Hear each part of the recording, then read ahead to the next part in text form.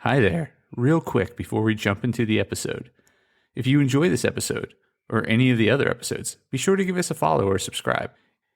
It would also be great if you shared it with a friend, or better yet, left a review so others can know how awesome it is.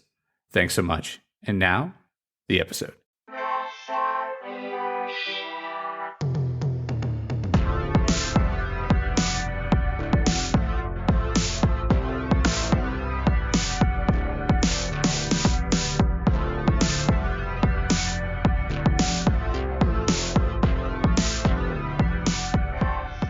Hey there, Press Starters, and welcome to the Press Start Leadership Podcast, the podcast about game-changing leadership, teaching you how to get the most out of your product and development team and become the leader you were meant to be. Leadership coaching and training for the international game industry professional. Now, let me introduce you to your host, the man, the myth, the legend, Christopher Mifsud. Hey there, Press Starters, and welcome to a special edition of Press Start Leadership Podcast, Conversations with Christopher. On this edition, we have a special guest, a longtime friend, and former colleague in the video game industry, a TikTok D&D sensation, Jeremiah McCoy. Now, let's meet Jeremiah McCoy. Greetings and salutations. Greetings, sir. How are you? I am doing all right, I guess. I mean, as well as anybody does during the plague times, but you know. Indeed. So, Jeremiah, I know who you are. I've known you for a very long time, but most likely most of the listeners here and those watching have no idea, or have only heard rumblings of the man that is Jeremiah McCoy, also known as Basics of the Game on TikTok and Tech Noir on Twitter and other social media places. So perhaps give us your origin story. Who is Jeremiah McCoy? Where have you emerged from, and how long have you been on the scene and doing what you do? I am originally from the Tennessee Valley. I grew up around Oak Ridge, Tennessee, but I moved around a lot too. And I have been around for time immemorial, I guess. It's actually kind of a fun joke to joke that I'm far older than I am. So I never really actually admit to how old I am. But, yeah, I've been around for a while. I bounced around, Tennessee for a while, lived in Atlanta for a bit, and moved out to, North Carolina to work on a video game, which is where we work together, of course, and, moved back to Tennessee after that sort of fell apart, yeah, I've been back in the Oak Ridge area for a while. I am a part-time game writer for like D&D content. I am a TikToker, like you said. I've been in podcasting since the early days, making gaming-related podcasts, YouTube. I just do a lot of different geeky things. Awesome. No, that's great. And what, so like, I mean, your journey has basically been gaming in some way, shape, or form, right? I mean, like, you have you grew up with gaming. I know you didn't really mention it there, but if I'm not mistaken, you have like a family heritage that's kind of rooted. Oh, yeah. Absolutely. My mom got me started in D&D in, was it 81, 82? She bought me my first D&D set because she got tired of me getting into hers. She was playing with some old college buddies, and she kept coming home with the little sort of magenta colored box basic set. And it had this really evocative art from Errol Otis, and I just kept getting into it. And she got tired of me getting into it, so she bought me my own. She has long since quit playing because life got in the way for a while there, and she just never picked it back up. But yeah, it's a story we all know. Happens to a lot of people, but yeah, I kept playing. I mean, gaming has been my through line hobby my entire life. I did other things, like Sure. I've done IT work, and when I was younger, I worked in security. I've done factory work. I've done lots of other things, but there's always been that through line of gaming as the thing I'm passionate about. I grew up going to science fiction conventions. Mom did help run science fiction conventions, and so I spent a lot of time doing that when I was young, and that also sort of shaped me. Yeah, it's in your roots. Yeah. That's awesome. I mean, and though we worked together, you mentioned in North Carolina, actually, I met you in another form of the role playing games in the LARPing realm. So you're a long time LARPer as well. I know we don't always do such things, but yeah. I can remember when growing up, playing D&D was a thing that you got looked down on, right?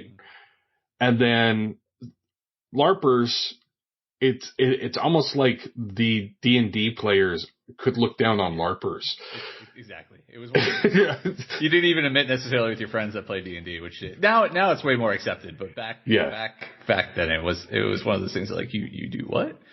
Yeah, but like I started, well, if you want to count the parlor LARPs, I think 93, 94.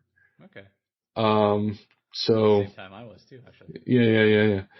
And then, we met at, there was a crossover from the LARP I was playing and a LARP you were playing, like Wildlands South? Yeah, it's Wildlands South in Europe yeah. at the time. There was a crossover there. Yeah. Yeah. But, it's also funny, in that same group of crossovers, there's a guy who we both know who is now a game designer. I think last I heard he was working at Blizzard and was like a competitive Magic the Gathering player. Well, are you talking about you're talking about a guy who actually played a character named Blizzard? Yeah, he was such a fan. And then you mean Brian Kibler? Yeah. Brian Kibler, who yeah. Mm-hmm. Yeah, I used to drive him to LARPs before he had a driver's license, and we definitely had an interesting crowd back then. Yeah. He was still going to college. He was in college in Atlanta, and I was driving him to the LARPs. So, and he was like a white tiger and beat up people. But he has pictures of it. He still shows it. He's definitely what's great about him. He's such a character. He's not even embarrassed by the photos of him dressed up like a white tiger, in sweatpants. But now he's LARPing again, and the dude is in super shape because he works out every day, and he shows his workouts on Twitch streams. So good for him. I wish I was working out every day. Took the pandemic to heart and decided to become a beast. So now he looks like Tyrion Lannister. Not Tyrion. Jamie Lannister, yeah. Little different. Little different there. Yeah, Jamie Lannister with the long hair and the beard and everything going on and looking like a badass. So good for you, Brian Kibler. So this is I'll delve into another question. So this is a leadership podcast for the most part, like 90% of the time. But because I'm a big old geek and everything, I talk about gaming, because that's been a huge part of my life. Like when I describe things, it's like I do leadership because I love leadership. The gaming part that's associated with it is just because it's also the other part of my life. But since it is a leadership podcast, I do have to ask questions about leadership because that makes sense, right? So the question here is, what do you consider in your experience? You've been through a lot of different jobs you described, worked for different companies.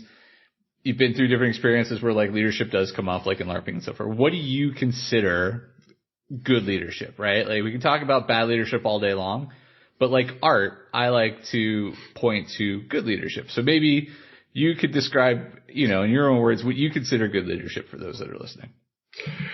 I think that the best leadership is about communication, right? I mean, I think that so many failings can be cleared up by just clear communication. Communicate what you want, and accept communication from people who work for you or work with you. And that means learning how to say things in an open way that is clear, to try and avoid letting your assumptions shape your conversations. That is, I think, the heart of good leadership is instead of, I mean, it happens all the time, right? We all sort of assume people know what we're talking about. Yeah. Mm-hmm. It's a big one. Yeah. And some of that you have to do, right? Like, you're working with a bunch of people, you sort of assume that they share some of the knowledge in the field that you're all working. One would hope. Yeah, one would hope.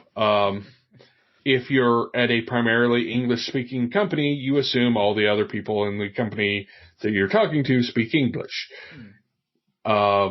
Things like that you can't avoid making some assumptions, but so often I've seen things get skewed in, everything from non-work sort of social projects to actual work that got messed up because people just assumed people were on the same page and they weren't. As they say, when you make an assumption, that's out of you and Uma Thurman. So I don't think that's I'm pretty sure that's not the saying. That's Stuart Smalley said that. So okay, yeah. But it is true, and it's something I actually bring up a lot. It's people aren't mind readers, right? Like when there's so many times, and I think you're touching on it great. It's like there's so many times, like in work or outside, like you think something. And I know this comes up in LARPing quite a bit. I've had this conversation with people that run LARPs all the time, where players are disappointed because something didn't happen in the game, and they're like, "What didn't happen?" And it's like, "Well, this thing that I thought in my head was going to happen. Did you tell anybody that you wanted this to happen?" Well, no. Then why are you? Why? It's the same thing where it's just like, man, I really want this position at work, right? And like, cool. Have you told anybody that you want this position at work? No. So you're just going to assume that, and I get it. Like, a lot of people think that if you work really hard and you do everything right, that you're going to get the attention that you need. The thing is that like I tell people this all the time. We're not the center of everybody else's world. We're the center of our own world, right? So the amount that I think about you, Jeremiah, recently has been quite a bit because I've been preparing for this podcast. Sure. Usually, not so often, right? Like, I think sometimes if there's like an idea that's attached to something that's important to me, I think about it. And it's the same thing at work, right? Like, if you're working, the idea that someone's going to necessarily think of you, and you haven't made people aware that you want something or whatever, and then when you get looked over and like you tell your boss, "Oh, but why didn't I get picked?" "Oh, well, I didn't know you wanted it," right? Now, sometimes there are unfair things at work, right? Like where a position isn't even open to everybody and nobody even gets a chance, right? And so you totally get like looked over. But yeah, I agree. Like communication's huge. It's so huge. It's the most important thing for any relationship. Work, life, love, friends, family, everything is communication. So I think you're 100% right. At the core of if it's important for everything, it's definitely got to be at the core of leadership. Yeah, I think if you're going to work on any skill for a workplace, in general, work on your communication skills first. Learn how to speak clearly. Learn how to write clearly. I mean, I'm not talking about be a grammar Nazi, but, learn how to convey what you're thinking in writing. It's worth the time. It will get you much further than just assuming everybody understands what you're talking about. 100%. And don't use emoticons to communicate. Ever. Well, a little bit, but don't assume. Like that's again, don't use a sad face to communicate like that you're unhappy with the build that we just sent you. I might have gotten that once. Yeah, I could see that. Yeah. Oh, sad face. What does that Yeah. mean? I occasionally, Words. use your words. Don't communicate in non sequiturs. Yeah. Don't put tu chupacabra without any explanation, because we won't know what you're talking about. That's true. All right. Well, cool. Favorite type of donut? Let's get to the hard questions here. I mean, my classic favorite is, of course, Krispy Kreme, fresh made, glazed donut. That is the top of the pyramid, right? But beyond that, I really like going to a local donut place, probably more than I should, to be fair. Hey, pandemic times, man. You know. Sure. We do what we do to get through. You know. So, but tell me more of this local place and their special donuts. Yeah, it's called Donut Palace. Okay. It's in Oak Ridge, Tennessee, on the Oak Ridge Turnpike for those who are local to the area. And they have a drive-through. Oh, which is nice. Yeah. Safe-ish. Yeah. And they have a great variety, and they make all their donuts there. It's not a sort of a chain. They learned how to make donuts, and they make donuts. I love their twists, which are basically kind of like the same doughy consistency of the Krispy Kremes, but they're long twists. Yeah. This is good. I like their white cream filled. It's kind of a vanilla cream filled. Those are nice, and I really love the old-fashioned cake donuts that they make there. They're really good. Always a good classic. Yeah. Yeah. Awesome. So another thing that is important to me, I talk about spirituality on occasion, mindfulness though, and so I'm curious, how do you find your Zen? You know, how do you find mindfulness, especially with everything that's been going on in the last year or so, and I know times aren't easy for everybody. So how do you find some balance in the headspace? I've had a hard time with it, like everybody this past year. I think it's hard to turn down the noise in your head, and this year may have actually driven home that I probably have some form of ADHD on top of having depression. But I think the ways I usually do it, if I'm particularly overwhelmed, I can just step outside for a little bit. This is not going to be an option for everybody, but for me, I live in a smallish town in Tennessee. I can step outside and see the mountains in the distance, smell fresh, air from an area filled with trees, and I can sit down and take a deep breath, and that's great. When I don't have that option, like the weather's bad or something like that, I like to play a game that doesn't have a narrative. Something that I can just sort of lose myself in is sometimes helpful for me to just sort of release stress. So something like Minecraft, something like a card game, something that I can sort of do on automatic. I get you. No, for me, Peggle and Rock Band back in the day, because it's very rhythmic. Well, Peggle is just my favorite. Like if I just want to zone out, it's mindless and it's yet incredible. But I get you. Yeah. Nothing with the narrative. If you have to pay attention to a story or make hard decisions, I get that. That's unhelpful. So I get you. Yeah. But yeah, that's how I deal with it. And like I said, it's been hard this past year. Like a lot of my usual coping mechanisms were not really doing it for me. Or available, probably. Yeah. I've had the advantage of being able to work from home. Yeah. But which is interesting because I can tell you that there have been days when I was in a bad enough place mentally or a bad enough place physically that I probably would have called in if I had to go to an office. But because I'm working from home, I just roll into my office and do the job.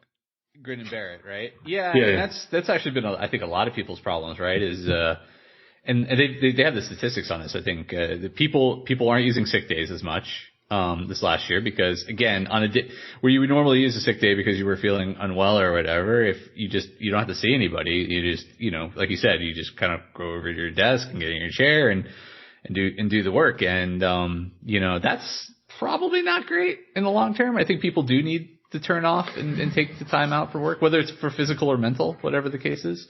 And the other one that's a big one is, I have this problem is creating the day to day, right? So your old routine's kind of gone, right? So you would get up, get ready, drive to work, go into work, do all those little things. Now it's just like I walk upstairs, I come over to my desk, I sit down, and I work, and I get up to go get coffees occasionally, but like I don't take the breaks that I normally used to take. And then sometimes, unless I force myself and I'm paying attention, like I won't necessarily end the day when I normally would have ended the day, right? So like, I mean, it's great for my company, but not so great for me. And they're like, they're getting more hours out of me or whatever, and it's just like, and I never turn off anyway, so it's not that big of a difference. But I think it eats away at you a little bit, right? Like, yeah, and I definitely. Like the lack of routine definitely has affected my health this year. When I was working in the office, go to work, do my thing, eat at my desk, which is maybe not great, but whatever. I do it too.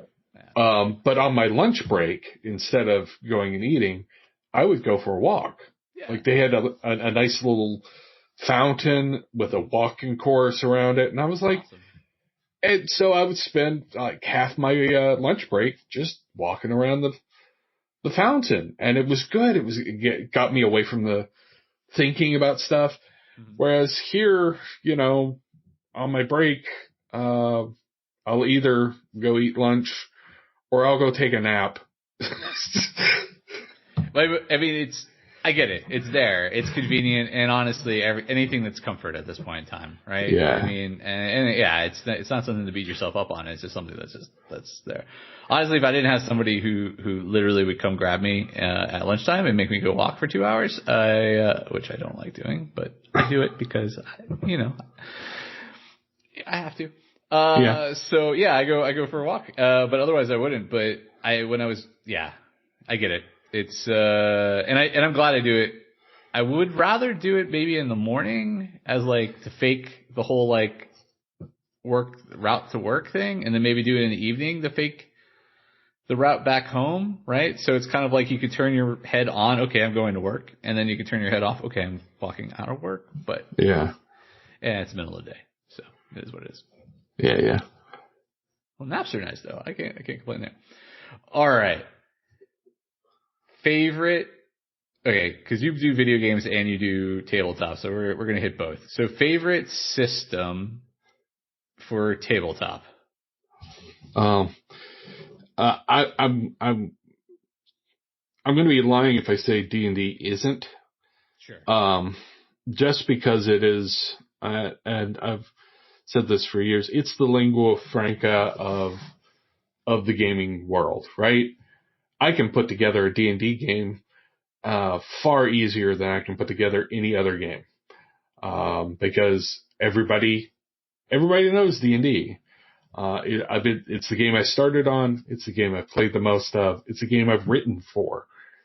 So D&D is going to be on that. And I say all of that because it feels like people should give a proviso for saying D&D these days. Like, there are problems with D&D, and they're trying to address them. Mm-hmm. Yeah, they're doing some huge things that people, like 2 years ago, people wouldn't even be thinking about. So, yeah. Well, sure. And they still have work to do. Oh. Like, nobody says they don't. but because of that, it feels like you should add a qualifier.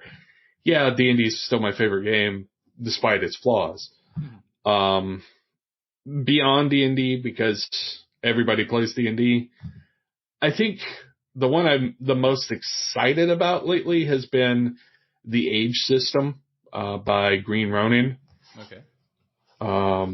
It started as a role-playing game based off of Dragon Age. Really? Okay. Yes. Oh yeah, I bought that box, that little box. I remember. Yeah, and they came up with a rule system to support Dragon Age. And it was a decent system. And I'm not sure the full story of how they decided, you know what, we should just separate the system off. But they did. They probably lost the rights. Maybe. I know that... I'm speculating here, but usually when stuff like that happens, it's because they lost the rights, but they like their system, and so they're like, you know what? I know that Will Wheaton wanted to do a game, and he liked that system. He wanted to do a game on his YouTube channel. And he liked that system, but it wasn't going to be a Dragon Age game. So they used that. I don't know how much of that was he found out that they were releasing this separate or what. I don't know the routine on it. But they released it as Fantasy Age, which is excellent. And then they have a setting for it if you want to use it called Blue Rose, which started under some other system but got transferred over. Then they released Modern Age, which is the system that underpins The Expanse role-playing game, which is excellent. And a friend of ours, both of ours, is like the lead developer on it, Ian Lemke. The Ian Lemke. The Ian Lemke. Yes. That's capital T, capital H, capital E, Ian Lemke. Yeah. But yeah, it's a good system. And they are currently working on a playtest of an update to Fantasy Age. And from what I've seen of the playtest, it's not actually changing the core system. They're just adding some bits to make it more interesting, more usable. But Fantasy Age and Modern Age have been the ones that I've been the most excited about. But I love playing all of them. I'll have to check that out because I picked up that box set for Dragon Age a long time ago. And it was good. It was good. And then maybe they had a couple supplements, but I don't think many. They've released a fair amount. And when Dragon Age Inquisition came out, they released like a big, thick book using the art from Dragon Age Inquisition, the tarot cards. Yeah. It's got that on the cover, and it was a much more realized version, and you can still buy it. So that's why I'm not sure if they lost the license. Yeah, no, that. Now I'm going to go look it up and buy more things that I don't need right this moment. So. Yeah. But Fantasy Age is excellent. And if I were running a fantasy game and I was like, all right, I don't want to use D&D, it's probably where I would start. Okay. All right. Yeah. Very nice. Cool. What about, you covered two questions there for me because I was going to follow up with what would be your secondary system, but that's it right there.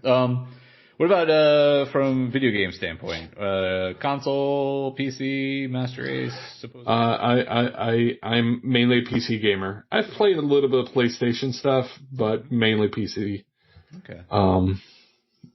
And favorite game on PC? Well, I'm a nerd for BioWare, so all of the Mass Effect, all of the Dragon Age games are. Yeah. I've got nearly 1,000 hours in Dragon Age Inquisition alone. That's a lot. Yeah, I may have a problem. I've played it twice, but I don't think I have 1,000 hours in there. I mean, yeah. Yeah, I mean, the nature of their game design is that they encourage you to play through it multiple times so that you get different story results. And yeah, you could go on YouTube and watch all of the different endings, but it's much more fun to play it. And they're coming out with a new Mass Effect, refresh where, they're redoing all the graphics. I'm going to buy that. I'm going to play that, even though I've got almost as much time into Mass Effect. I'm picking it up too. I think it's the end of May. I think it comes out. Yeah. And I'm looking forward to it. Player, sadly, but that's okay. I mean, it's hard to. Yeah, no, you can't either. And honestly, I think a lot of game companies have gotten gun shy about multiplayer because of the rather public disappointments with some multiplayer. But these are multiplayers that are already awesome. They just couldn't bring them over, I think. With everything else they were doing. They had to make some concessions, I guess, to upgrade everything, and then sure. But yeah, I think beyond that, the one I've spent the most time on recently has been Cyberpunk 2077. Yeah. I have completed 2 full playthroughs on that. And I started a third because I think. So you're doing all the different backgrounds, or is the third one a double up on one of the other backgrounds? No, it's I'm doing all the backgrounds. So I've completed Nomad and Corp, and I started a Street Kid. The failings of that game are rather public. Everybody's heard about them. But I think it buries a lot of the really brilliant design work that went into it. It feels like a very living place when you're playing it. And the stories are interesting and compelling. And yeah, I was already a nerd for Cyberpunk games. I played Cyberpunk 2020 back in the 90s like everybody else. Those crazy kids that were born in the 90s. But yeah. Everybody else. Well, yeah, but Shadowrun is one of my all-time favorite games. I love those settings. Mm-hmm. Like the world systems, I was like, they're all right, or sometimes not all right in some of the editions of Shadowrun. But I loved those settings. I love those kinds of stories. So yeah, I was on board. Very cool. So you born into the world of geekdom and D&D. You've worked in video games. You play video games. You play D&D. And nowadays, in the world of social media, there are all these things going on: the Twitters and the Facebooks, and now the TikToks. And from my limited understanding, but actually not that limited because I've been following you for a while, you've become quite a little bit of a sensation in the TikToks as basics of the game. Tell us a little bit about like how you got started there, what you're doing there. I mean, how many times you're on there, and what's so exciting about it? So back in 2019, I started seeing people share D&D related TikToks on Twitter. And some of them were people I knew from like YouTube stuff, like Momo O'Brien, and Azrai, who at the time was known as LARP House on YouTube, and a few others. And I was like, these are really interesting. So I finally broke down and got TikTok app. I had heard about it. I follow the tech world, among other things. I work in technology, so I follow tech news, and TikTok kept coming up. And I was like, I don't know, it's probably just for kids, right?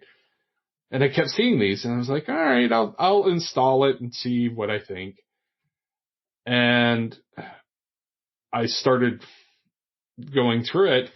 And I think one thing that helped my experience early on that not many people probably think of to do early on is I immediately started searching for hashtags that I was interested in. So like D&D, Dungeons and Dragons, LARPing, and then followed those hashtags because it gives you the option, follow them.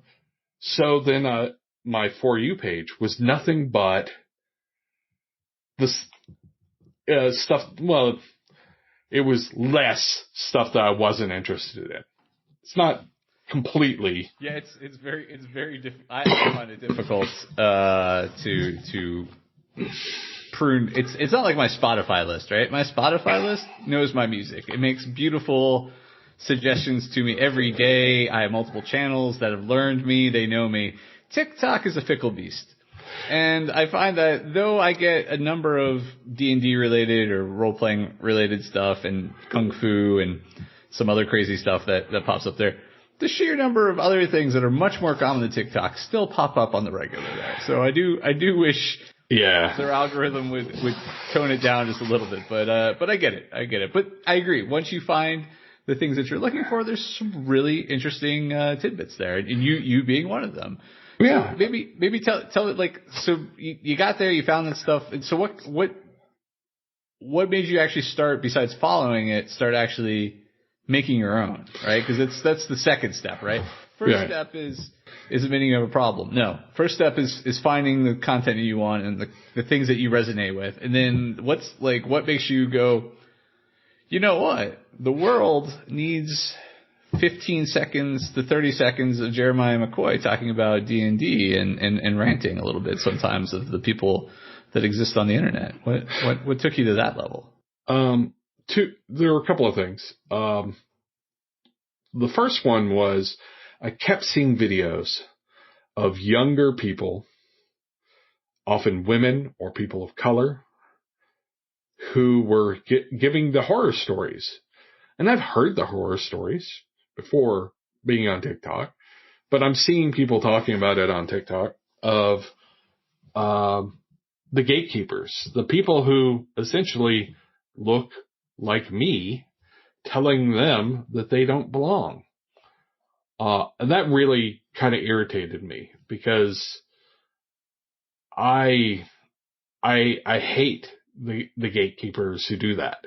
I hate them with a passion. I want more people. I want new people. I'm excited by new people. So that was like, okay, maybe I should make something. And I had that in the back of my head, and I didn't know what I was going to make. And then while I was watching, I also saw that there were a lot of people making content about bards and paladins, but not a lot of people making content about wizards. And, great. I mean, yeah, I get it. Yeah, the paladins. Well, actually, I don't get paladins, but whatever. But yeah. Bards, maybe I get that. There's a couple people I follow that are bards, and they do their thing, and they're great. Yeah. Wizards, but are cool. And I was like, well, it's a visual medium. Mm. I look like a wizard. Yeah. Long hair, bearded. I look like a wizard. Okay. Gray hair, to be clear. And I was like, okay, this is something. And I'm a fan of wizards in D&D and lore, so I had opinions. So I was like, all right, first I'll make some wizard jokey things. Mm-hmm. And people like them. Like they're like, okay, this is neat, I did a whole bit about necromancers, where it was like, yes, I understand you think necromancers are evil, but really they just want to raise a family. And people got that and they laughed. They thought that was great. And I started getting that, and then I would see videos from people saying that they were getting harassed for their opinions about D&D, and I started commenting on that. Mm-hmm. And slowly I developed an audience based off of either me being silly about wizards or the fact that I've been around forever. Mm-hmm. By their comparison at any rate. Sure.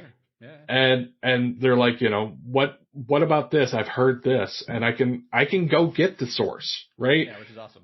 Yep. Yeah. I was like, yeah, I've got the original box set back here. It's fine. Here, let me tell you what it says. And yes, I did play back in first edition, and yes, that was different back then, and this is where that idea comes from, and no, it's no longer valid in the game, or, and I became the friendly D&D uncle, and not creepy one. Yeah. Yeah, I'm not the creepy kind, like. And I sort of cut out my niche as the guy who talks about D&D and other games. Yeah. To be fair, I do talk about other games, and also being willing to talk about social issues, which is awesome. I mean, well, more not people awesome that we have to talk about them, but I think it's awesome that you do, and yeah, and I do appreciate your stance against people, and I love that people, for whatever reason, feel like they want to get into the arena with you, and get into your comments and say things. And I am impressed that, you take them to town, even when they do. I follow your responses on a couple of them, and they've been interesting, where like somebody's like, oh, but, and you're like, no. And then they're like, but what about it? Like, no, like, still no, like, yeah, if anybody ever gets a chance, if not to just watch some of the amazingness of Jeremiah on Basics of the Game on TikTok, but then after he does one of these statements, then follow along in the comment section, because it is a ride in and of itself, I must say. And I feel like some of your audience are obviously good-natured folks, and some of them are obviously masochists that just want to get beat up, because like I mean, it's the internet, so obviously these people, that's their joy. They get attention somehow, right? And I guess it's cheaper than some of the other ways they can get abused, because it's free. But yeah.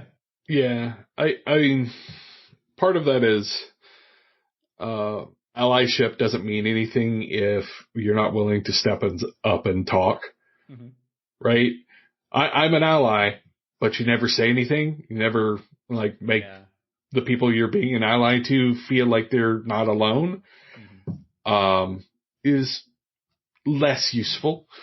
That said, I understand it is a lot of emotional labor to get into that fight. It is, but I thought it was worth doing. The other thing is, I have the advantage of being, without being egotistical, somewhat eloquent and well spoken. And you sound nice. Yeah, I have a nice voice, and so I allow myself to use that as a weapon sometimes when I have to. Yeah, it's a good one. But better than a lot of weapons out there, that's for sure. Yeah. So you've been doing a lot of besides a lot of really, like I said, well spoken and well said topics and so forth. You also you do some duets and some other things. So like what's been like some of the more fun things? I guess that could be fun too, but maybe the more entertaining for yourself things that you've done maybe recently, or like overall and since the time you've been on TikTok. I love. So I'm not very good at cosplay, and cosplay is a lot of D&D TikTok. I like. But wait, what do we mean by like? I mean, are you just talking about like going hardcore into like because all the cosplayers that have like their Spider-Man and like Spider-Gwen suits that pop in and do stuff, like that's kind of unfair because that's like their professional cosplay. Sure, or do you mean just putting on your LARPing garb? You don't even like. Yeah. Like I'm not as good at the garb and the makeup as some of the people on D&D TikTok who do cosplays. A lot of them do cosplays of Critical Role characters and so on. Okay. Every once in a while, somebody will do something and I was like, I could play off that. I try and avoid the ones where it's like the creepy romantic stuff because you don't want to be creepy uncle. Yeah. Exactly. But comedic stuff, I have, I think one of my favorite recent ones is I did a bit from the Court Jester. So that for those who are not familiar with how TikTok works on the audio side of things and the cosplay things, people will load up audios from movies and TV shows and recontextualize them using that audio with their own characters. And I've done one from the Court Jester, where I played the Danny Kaye character and somebody playing off of somebody else's, doing, other lines of the whole, the Vessel with a Pestle routine. That one was great fun. I did another one, where I like using the Doctor voices, from Doctor Who, because that sort of aligns with wizards. And when I do the cosplay thing, I do wizards. So I'll do a. There's that, and there's the familiarity too, right? Like, Sure. a lot of people that play D&D like Doctor Who, so it's not too bad. Yeah. But yeah, I've done some that. Those are fun. Probably the most fun one I did, is not me duetting someone else. It's me creating something for somebody else to duet off of. Cause you goes either way. Like, you see one, you're like, I can make a duet, and your video is next to somebody else's video, and you're both playing off the same audio. I created one where it was based off of an old Bugs Bunny Daffy Duck routine. And I was the Daffy Duck. Okay. And it was so much fun to use that audio. And it's, aha! Pronoun trouble. And it's this back and forth, the classic back and forth where Elmer Fudd shoots Daffy Duck, and Daffy Duck is like, no, wait. Wabbit season, Wabbit season, duck season. Right. And Daffy Duck pauses it and is like, okay, how did this happen? And he does this whole routine and goes, aha, pronoun trouble. That's it. And I used that audio, and it was so much fun to get just super animated and just play with it in full wizard garb, mind you. Okay. Like, I'm dressed like a wizard. Excellent. Hey, so speaking of that, dressed like a wizard, you actually had a fan make you like a whole wizard kit, right? Like, oh yeah, on everything, right? The Wayfaring Wizard guy made it for me. He made me a wand, which was nice. It was a very nice wand. It had a little symbol on the bottom. And he made me a hat, and I had this big, giant, wizardly hat with a little drooping thing on the back. And very wizardly. Yeah. Very wizardly. And he made me a leather embossed book. Yeah. And that made my month. Like, I was like, talking about it now, and I can see the smile on your face. So yeah. Obviously, it's still making your day. So Oh yeah.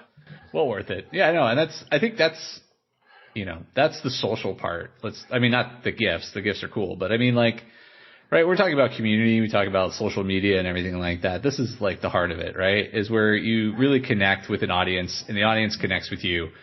And through the things you're doing, you're bringing entertainment or joy or social awareness or consciousness or whatever the case might be, right? Like, you're tapping into your audience. And so, like, that's super awesome to see, because I've known you for a super long time, and I know what an awesome human being you are. And it's great to see that you found an outlet for other people to kind of like see that too, right? And like you said, you get to be the uncle wizard for so many other people, right? And I bet the number of people that you were able to help and touch before was good, because you've always been a good friend. I know that, and seeing that now there's all these people who.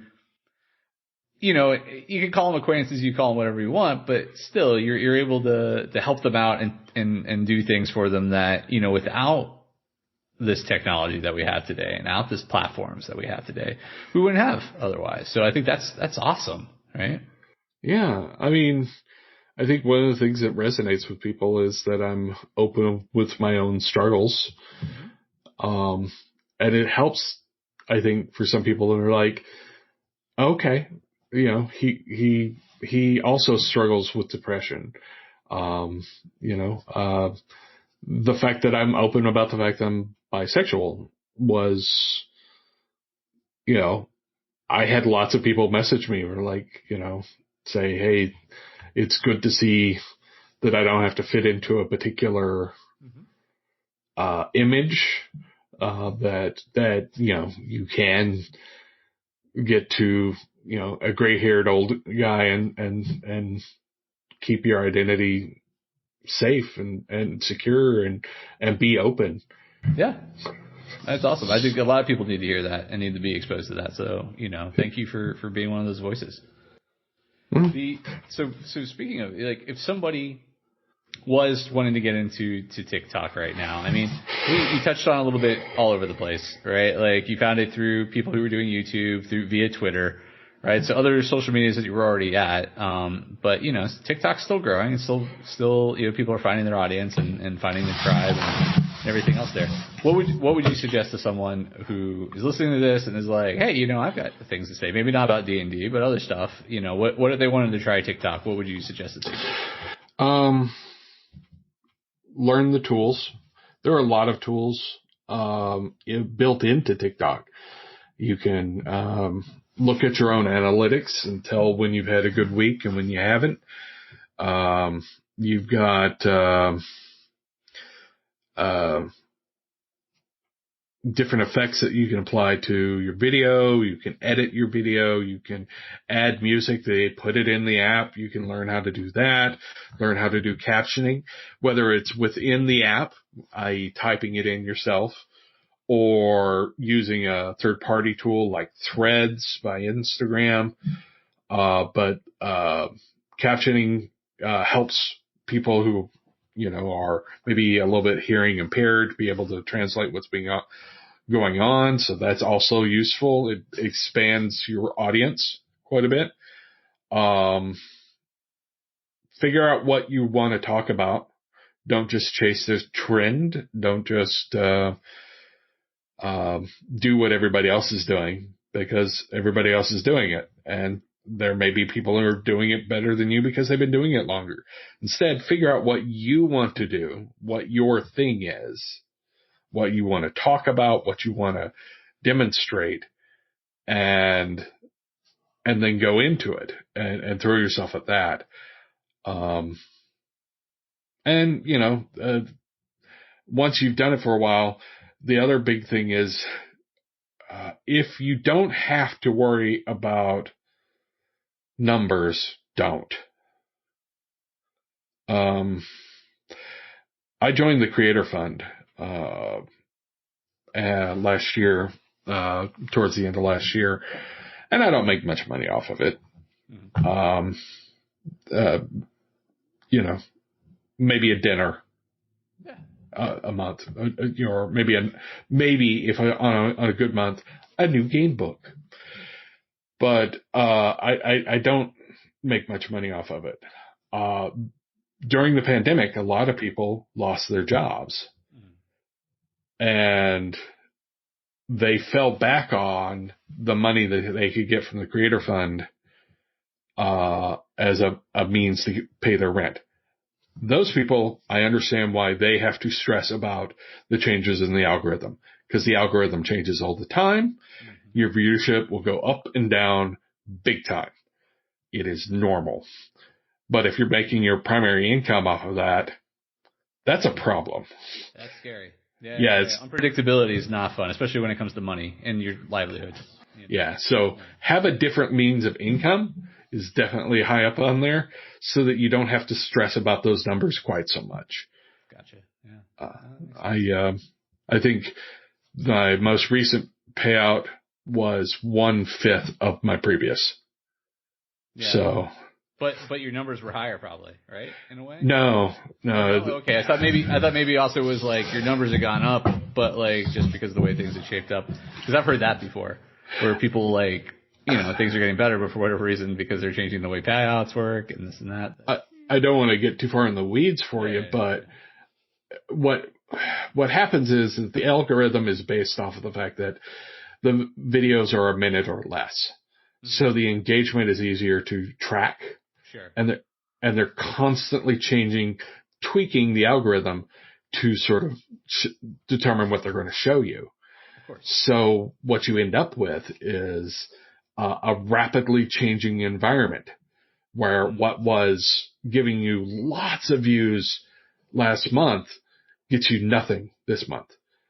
And as far as like the type of content you're making. Yeah. Okay. Like the same content can give you wildly different when the algorithm changes. Add into that, there are some moderation issues on the app. Like, moderation's hard. It's super hard.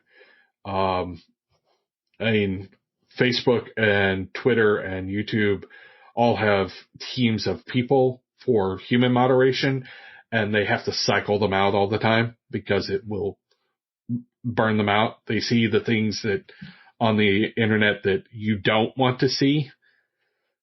They're the folks who go through and remove all that stuff that you don't get to see because it's so terrible. Yeah. Okay. Fair enough. And so that will burn through people really fast. Sure. So human moderation's hard. So they try and rely on algorithms to do it. And the algorithms give you all kinds of false positives. And then on top of that, trolls will use reporting systems to remove perfectly reasonable stuff. Sure. And then it's down for long enough that whatever gains you would have made is too late, right? Yeah. Right. So there's a whole sort of technical background to what's going on. What the experience is I'm making content that people liked, and now they're not even seeing it because the app isn't showing them anymore. True. Yeah, because a lot of times, I mean, I know it's probably, I'm assuming it's the same on TikTok as, I know it is for YouTube, is most of your discoverability actually doesn't come from your followers. It's actually like new people. Right? Yeah. So yeah, if what you were doing before that was getting shown to new people doesn't work anymore to show new people, then yeah, you're stuck with your followers like me, just like I am. Yeah. And like I crossed a milestone last night of 500,000 likes. What? 500,000? Yeah. That's huge, actually. I mean that in my view, that's huge. 500,000. I can't even think about it. That's 500,000 people. I think I'm only responsible for like 100 of those. So, the weird thing is, like there are people on the app who have 1 million or more followers, like 2 million. I'm at around 34,000. Yeah. So that speaks volumes, right? If you're just percentage wise, assuming that all those were only coming from your followers, but I'm assuming they're not. Still, that's great. So yeah, great numbers, man. Congratulations. But yeah, and you end up with people like Hank Green, who. For those who don't know, popular author, YouTuber, like he was already popular before he got on TikTok. He didn't need the money from TikTok, so he contributed all his money to a charity. That's awesome.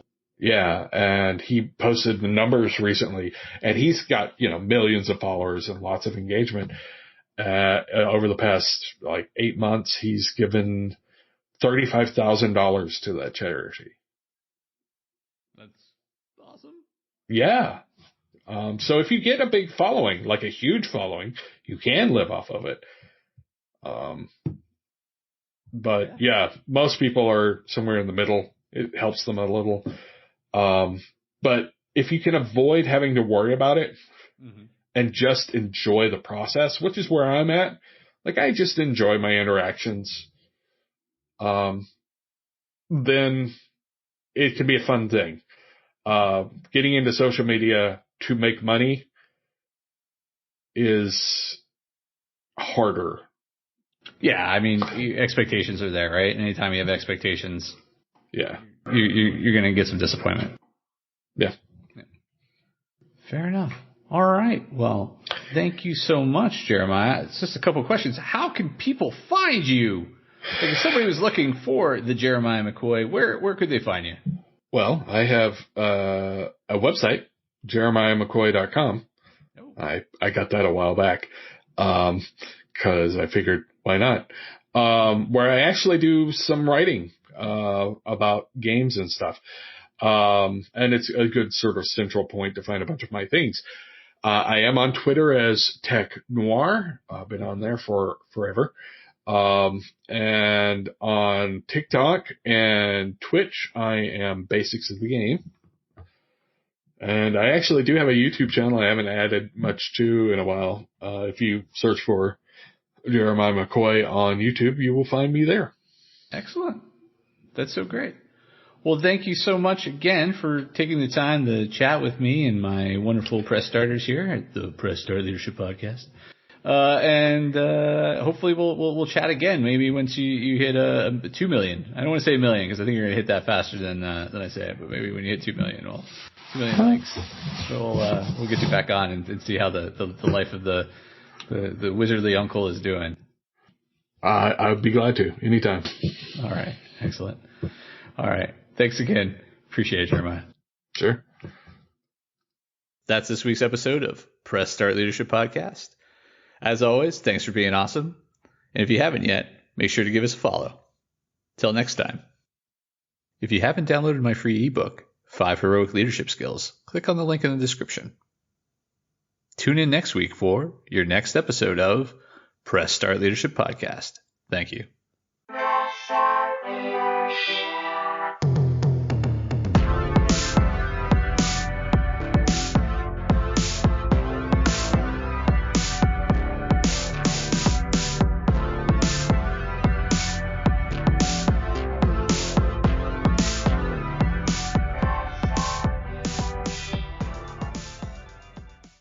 Oh, hi there. The episode's over, but thanks for sticking around till the end. If you're on the quest to elevate your team's leadership, production, or game design capabilities, I'm here to assist. Leveraging extensive experience and a strategic approach, I offer personalized audits, bespoke workshops, and leadership retreat facilitation to drive your team toward excellence. My commitment is to provide efficient, reliable, and proven support, ensuring you have the tools and insights needed to thrive. Ready to unlock your team's full potential and achieve unparalleled success? Don't hesitate to press start on your journey to transformation today. Feel free to reach out directly to discuss how we can tailor a solution to meet your unique needs and goals. Let's connect and take your team's performance to the next level.